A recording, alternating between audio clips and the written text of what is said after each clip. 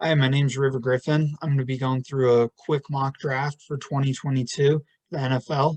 Just going to be going through the first 10 picks, and the way I'm going to be doing it is pretending as if I was the general manager of each of these teams. Who would I pick? So it's not necessarily me guessing who they're picking, although at times it will overlap who I think they actually will pick. And I'm not going to be doing any trades either. Just as of today, which is February 18th, the order of the draft, that's what I'm going to be sticking with.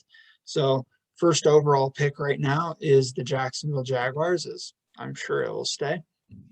And the Jaguars, a lot of people think they might be going edge rusher, which wouldn't be a horrible pick here. There's some solid ones in this draft.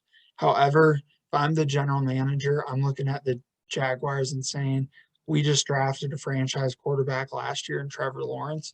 Let's keep him protected. And there's three really, really solid offensive tackles in this draft. And there's a couple more that are pretty good too. So I'm going to get him some protection. And I think this is actually the route they will go, is drafting Evan Neal, offensive tackle out of Alabama. He's going to be a franchise offensive tackle for them, which is so valuable, really difficult to pick up in free agency. So they're getting their guy to make sure that Trevor Lawrence stays protected. And hey, they've got James Robinson and Travis Etienne. He'll be a great run blocking tackle for them as well. Next, we got the Detroit Lions.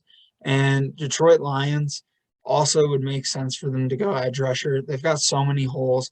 Aiden Hutchinson makes a lot of sense. He's one of the best talents in the draft, and he's got that Michigan connection. However, I'm going to have him go quarterback. It's obviously the most valuable position, and it's not the strongest quarterback class in the draft, or not the strongest quarterback class we've seen ever, not even close. However, Malik Willis has so much upside that if he does turn out, he could be just an absolute star in the league. This would be a home run pick. However, if they do fail, they'll probably end up with the first or second overall pick in next year's draft, where they'll be able to get either Bryce Young or CJ Stroud. So it doesn't really hurt them to take a swing at Malik Willis here, which is why I would make this pick if I was the Detroit Lions. Next, Houston Texans. Houston Texans, another team, just so many holes on their roster. They feel like a team that's right in a position in the draft where they should just take whoever the best overall is. However, I would make an argument the best overall player, maybe in the draft as a whole, but probably at this point at least, is Kyle Hamilton, one of the best safety prospects we've seen coming out of the draft in a while. However, safety just doesn't have a ton of positional value. You can get really solid safeties in later rounds. And so I think they hold off here on Kyle Hamilton just because of that positional value, not because he isn't a great talent. It's just you don't draft a safety at number 3 overall. And instead, they go with a guy that was the consensus number 1 overall pick for this draft for a while, however, has fallen off quite a bit. And that's the athletic pass rusher out of Oregon, Kayvon Thibodeau. Just crazy athletic, crazy good, could be a game wrecker, and is the replacement for J.J. Watt that they need. I mean, they need a replacement at dang near every position. Next, New York Jets.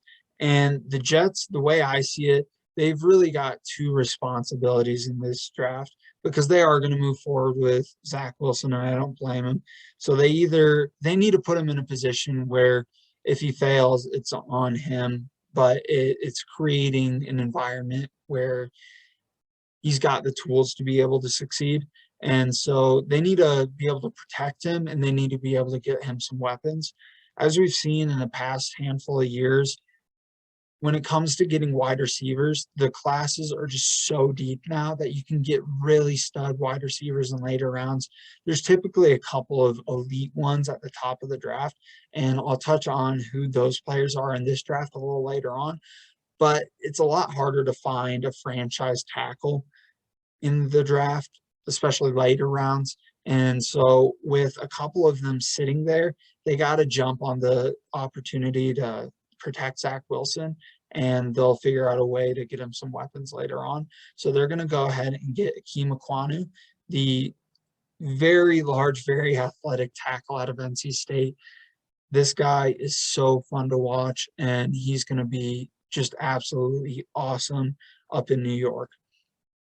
Next is the New York Giants, excuse me.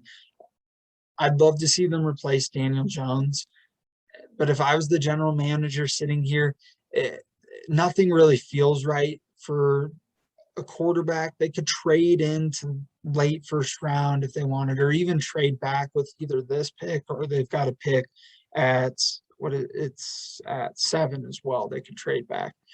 And so they've got so many holes. Their secondary isn't the biggest hole on the team. However, they can make it somewhat of a strength, not like the best secondary in the NFL, not even close. However, it can be something that they're not overly concerned about. They can remain concerned about other positions if they go ahead and draft one of my favorite players in the entire draft, Sauce Gardner. If the draft played out the way it has, and I was the general manager of the Giants, this would be the pick for me. Not saying it'd be an easy pick for me because there are some other guys I like, but I do really love Sauce Gardner. And a number one corner is so valuable in another position that can be pretty difficult to find. And I think Sauce is the real deal. Next is the Carolina Panthers. I'd say yet another team that needs a quarterback. That's just how the top 10 of the draft always is. You wouldn't be in the top 10 if you had a quarterback for the most part. I mean, Trevor Lawrence, I think Jacksonville's pretty comfortable with them. Same thing with the Jets and Zach Wilson. But the Panthers need a quarterback. I don't really like anybody to them here. You could make the case for Sam Howell, who I do really like. It's just a coach going into their prove it season where they need to do something or they're out. A lot of times you see veteran quarterbacks come in. That's who they're asking for. If I'm the general manager of the Panthers, I'm probably looking for a veteran quarterback just because they're going to be more consistent in that year one basis. Panthers, one thing I do really love about them is their defense. They've got a lot of really young playmakers, and it's going to turn into a scary unit soon. Might as well just continue to bolster that defense with young talent. And there's a guy sitting there that slipped all the way to 6, and that's Aiden Hutchinson out of Michigan. This dude's a stud, could go number 1 overall, was probably the maybe not consensus number 1 overall pick for a while, but he was the most popular number 1 overall pick for a while for sure. So it could still go number 1. He slips to 6, just the way this plays out. And Carolina's so happy about this. That defense is going to look like a Super Bowl level defense at times. It's still young. It's not going to look like a Super Bowl defense all the time, but it will have its flashes. And in a couple of years, the league is going to be on notice. And the New York Giants are up once again. Once again, sitting here, not really a quarterback I love to them. And so there's so many problems on this team, but that offensive line is probably the biggest one. It's been one of the worst offensive lines in the NFL for years now.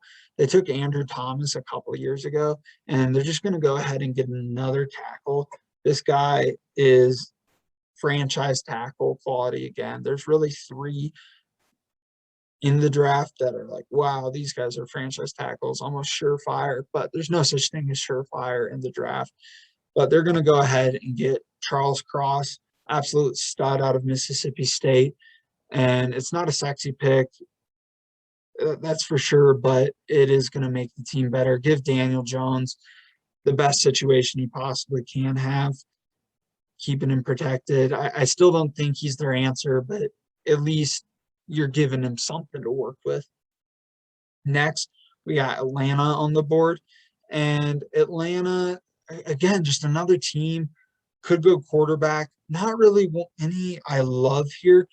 If they were sitting around 15 or so, I'd be pulling the trigger on Matt Corral. Matt Corral seems like a pretty good fit for Atlanta. He's really been successful in an RPO system, and putting him with their new head coach or second-year head coach is going to be so valuable. I can't think Arthur Smith. I don't know. I couldn't think of that. But coming out of Tennessee, he really was able to get the most out of Ryan Tannehill by putting him in a really simplistic offense. And so I think Matt Corral could really succeed with Arthur Smith, but sitting there at number 9 or at number 8, excuse me, it's just not the right move. And I'd probably trade back in all reality, but that's against the rules for this and get him. Instead, they're going to go ahead and get maybe the best player in the draft, Kyle Hamilton, to pair with AJ Terrell. That defense has been awful for years. And so having Terrell, a true number 1 corner with a guy that could become the best safety in the league, certainly you expect him to be an all-pro kind of guy. Those two together actually makes that secondary pretty scary. Some ball hawks, and it gives them a strength that's been a weakness for a long time now. Now we're going to number 9, Denver Broncos. Admittedly, I'm a diehard Broncos fan, so definitely biased for them, but a mock draft shouldn't really impact that.